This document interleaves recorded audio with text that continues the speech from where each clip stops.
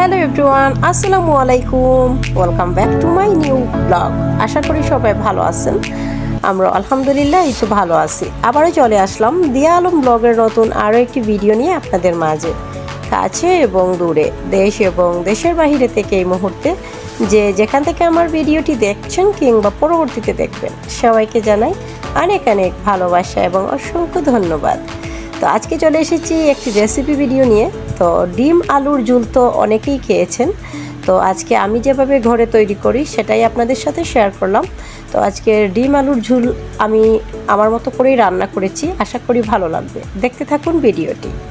তো এখানে দেখতেই পারছেন আমি কিন্তু ডিম এবং আলু সেদ্ধ করে নিয়েছি। তো এবার এগুলোর খোসা ছাড়িয়ে নেব, আলুগুলোর খোসা ছাড়াবো এবং ডিমের খোসা ছাড়িয়ে আমি ঘরোয়া উপকরণ দিয়ে কিভাবে খুবই মজাদার ডিম আলুর ঝোল রান্না করি, অবশ্যই ফুল ভিডিওটি দেখলেই বুঝতে পারবেন।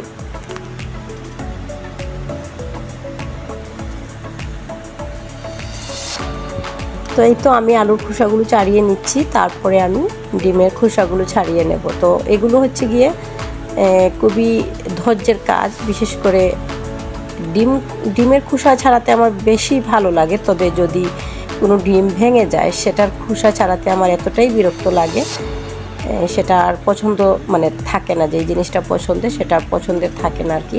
তো যাই হোক, আজকের ডিমগুলো ভালোই ছিল, তেমন কোনো কষ্ট হয়নি। তো আমি ডিমগুলোর খোসা ছাড়িয়ে নিচ্ছি, দেখতেই পাচ্ছেন। আর আমি যেভাবে রান্না করি সেভাবেই আপনাদের সাথে শেয়ার করলাম। আপনারা কীভাবে রান্না করেন অবশ্যই কমেন্ট করে জানাবেন। এক একজনের হাতের রান্না এক এক রকম এবং ভিন্নভাবে রান্না করি আমরা সবাই।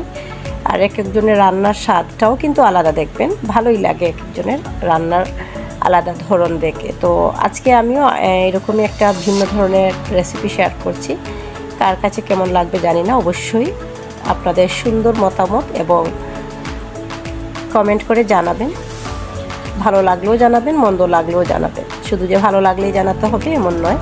তো এই তো দেখুন, আমি এই কথা বলতে বলতে ডিমের খোসা কিন্তু ছাড়িয়ে নিয়েছি।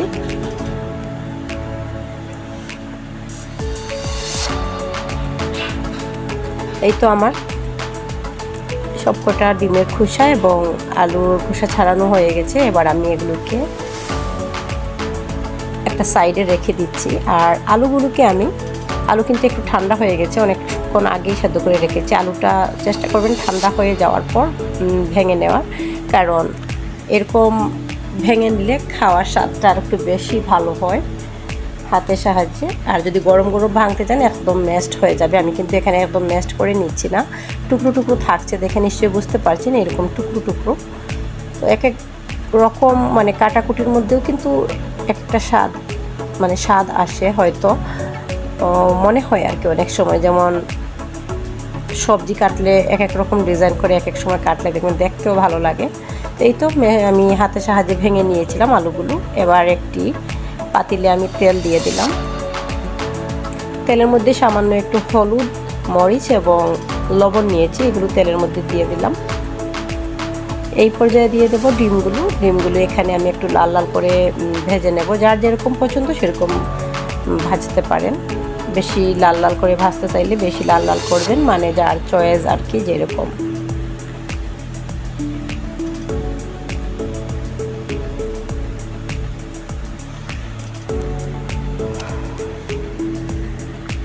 ডিমটা কিন্তু নর্মালি যদি আমরা শুধুমাত্র তেলের মধ্যে ভাজি তাও কিন্তু ডিমটা লাল লালই হয়, হলুদ মরিচ ছাড়াই। সাদা ডিমটাও যদি শুধুমাত্র গরম তেলে দিয়ে দেন লাল লাল করে ভাজা হয়ে যায়। তো যেহেতু ভিডিও শ্যুট করছি সেই জন্য একটু দিয়েছিলাম আমি মরিচের গুঁড়া, হলুদের গুঁড়া। নইলে নর্মালি কিন্তু সাদা তেলের ডিম দিয়ে দেখবেন খুব সুন্দর লাল লাল হয়ে ভাজা হয়ে যায়।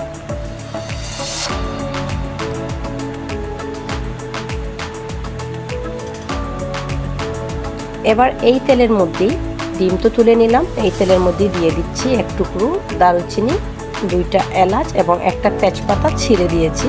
এবার দিয়ে দেব আমি পেঁয়াজ কুচি করে রাখা, বড় সাইজের 2টা পেঁয়াজ কুচি করেছিলাম সেটা। মশলা যার যার চয়েস মতো, এখানে একদম অল্প মশলাই রান্না করা হচ্ছে। আর খুবই টেস্টি একটি অসাধারণ রেসিপি, নিরামিষ বলুন আর যাই বলুন, যারা ঝটপট রান্না করতে চান তাদের জন্য এরকম একটি রেসিপি থাকলে আর কিছুই লাগবে না। দেখতেই পারলেন পরিমাণ মতো লবণ দিয়ে দিয়েছি। এবার আমি পেঁয়াজটাকে ভালো করে ব্রাউন কালার হওয়ার জন্য অপেক্ষা করব। তার আগে এখানে দিয়ে দিলাম চা চামচে 2 চামচ আদা রসুন পেস্ট। তো এটা ব্রাউন কালার হওয়ার জন্য আমি কিছু সময় অপেক্ষা করব এবং ঢাকনা দিয়ে 2-1 মিনিট রাখবো, যাতে আস্তে আস্তে এটা ব্রাউন কালার হয়ে পেঁয়াজটা যখন নরম হয়ে আসবে, ভালো করে কাঁচা ফ্লেভারটা যখন চলে যাবে, ঠিক তখনই আমি গুঁড়া মশলা অ্যাড করে দিচ্ছি। এখানে দিলাম জিরা গুঁড়া 1 চামচ, মরিচের গুঁড়া 1 চামচ, হলুদের গুঁড়া 1 চামচ, তারপর দিয়ে দিলাম ধনিয়া গুঁড়া 1 চামচ। এবার একটু পানি দিয়ে দিব যাতে মশলাটা পুড়ে না যায়। গুঁড়া মশলা দেওয়ার পরে কিন্তু পুরা গন্ধ চলে আসবে, সেই জন্য একটু পানি দিয়ে মশলাটাকে আমি আরও 1 মিনিটের মতো ভালো করে কষিয়ে নেব। ঢাকনা দিয়ে ঢেকে রাখবো কিছু সময়। মশলাটা যত সময় কষানো ভালো হবে, যে কোনো রান্না কিন্তু খেতে ভিন্ন একটা স্বাদ আসে। মশলা কিন্তু আমরা সব রান্নায় ইউজ করি, কিন্তু হলুদ, ধনিয়া গুঁড়া এবং মরিচের গুঁড়া সব রান্নায় আমরা ইউজ করি, কিন্তু মশলাটা যতটা কষানো হবে ততটাই কিন্তু স্বাদ বাড়ে খাবারের। নইলে তো সব রান্নাতেই আমরা সেম মশলাই দিচ্ছি, কিন্তু এক একজনের দেখবেন মশলাটা কষানোর মধ্যেই হচ্ছে আসল স্বাদ।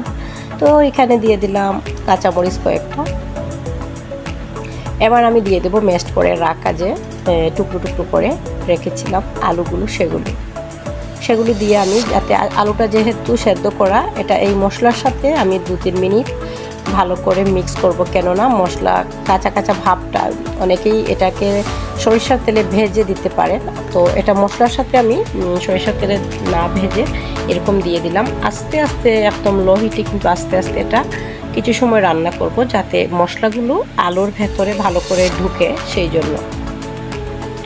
তো দেখতেই পাচ্ছেন আমি একদম নর্মাল চুলার আগুনটা রেখেছি, আর খুব সুন্দরভাবে আস্তে আস্তে কালারটা কত সুন্দর হয়েছে এবং শুকনো হয়ে আসছে। কিন্তু আমি ডিম আলুর ঝোল রান্না করব, ঝোলটা কিন্তু দেব। অন্যদিকে পানি গরম বসিয়ে দিয়েছি আমি ঝোলের জন্য। আলুটার কাঁচা ভাব এবং মশলাটা আলুর ভেতরে খুব সুন্দরভাবে ঢুকে গেছে। এবার আমি গরম পানি অ্যাড করব। দেখতেই পাচ্ছেন কত সুন্দরভাবে আলুটার ভেতরে মশলাগুলো ঢুকে গেছে। তো গরম পানি এবার দিয়ে দেব।